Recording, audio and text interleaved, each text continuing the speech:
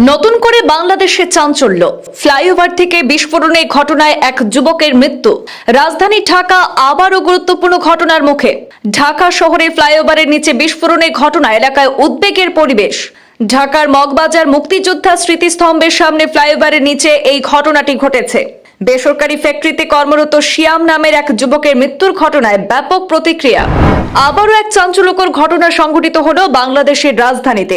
রাজধানী ঢাকার মগবাজারে আজ বুধবার সন্ধ্যায় এক চাঞ্চল্যকর ঘটনা সংঘটিত হয়েছে। মগবাজার মুক্তিযোদ্ধা স্মৃতিস্তম্ভের সামনে ফ্লাইওভারের নিচে বিস্ফোরণে শিয়াম নামের এক যুবক গুরুতর আহত হয়ে পরবর্তীতে হাসপাতালে নেওয়ার পর তার মৃত্যু হয়েছে। শিয়াম একটি বেসরকারি শোরুমে কর্মরত ছিলেন এবং তার বাড়ি খুলনায় বলে জানা যায়। প্রত্যক্ষদর্শীরা জানিয়েছেন, আজ বুধবার সন্ধ্যার দিকে ফ্লাইওভারের উপর থেকে কিছু ফেলে দেওয়া হয়েছিল আর বিস্ফোরণে শিয়াম ঘটনাস্থলে গুরুতরভাবে আহত হন।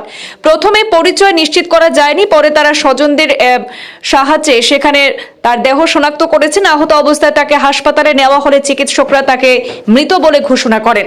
এই খবর পেয়ে পুলিশ দ্রুত ঘটনাস্থলে পৌঁছে এলাকা ঘিরে ফেলে। এলাকায় পরিস্থিতি সৃষ্টি হওয়ায় স্থানীয়রা সতর্ক থাকেন। বিস্ফোরণের পর কোনো সন্দেহভাজন ব্যক্তি ঘটনাস্থল ত্যাগ করেছেন বলে জানা যায়। ঢাকা মহানগর পুলিশের রমনা বিভাগের উপ পুলিশ কমিশনার সূত্রে জানা গেছে যে প্রাথমিকভাবে ধারণা করা হচ্ছে এই ফ্লাইওভারের উপর থেকে কিছু ফেলে দেওয়া হয়েছিল। বিস্ফোরণের কারণ এবং ঘটনার সঙ্গে যুক্তদের পরিচয় তদন্ত করে বের করার কাজ শুরু হয়েছে। আশপাশের সিসিটিভি ফুটেজ সংগ্রহ করা হচ্ছে এবং বিশ্লেষণের মাধ্যমে তদন্ত আরো এগোচ্ছে বলে জানানো হয়েছে পুলিশের পক্ষ থেকে। এদিকে নিহতের পরিবারের সদস্যরা জানিয়েছেন, শিয়াম সাধারণ জীবনযাপন করতেন এবং একনিষ্ঠভাবে কাজ করতেন। ঘটনার সময় তিনি স্থানীয়ভাবে চা খাচ্ছিলেন। সেখানে পরিবারের কাছে তার আকস্মিক মৃত্যু গভীর শোকের সৃষ্টি করেছে। পুলিশের পক্ষ থেকে জানানো হয়েছে, ঘটনার সঙ্গে জড়িতদের দ্রুত শনাক্ত এবং প্রয়োজনীয় আইনানুগ ব্যবস্থা নেওয়ার জন্য তৎপরতা অব্যাহত রয়েছে। এলাকাবাসীকে শান্ত থাকা এবং যে কোনো তথ্য পুলিশকে জানাতে বলা হয়েছে।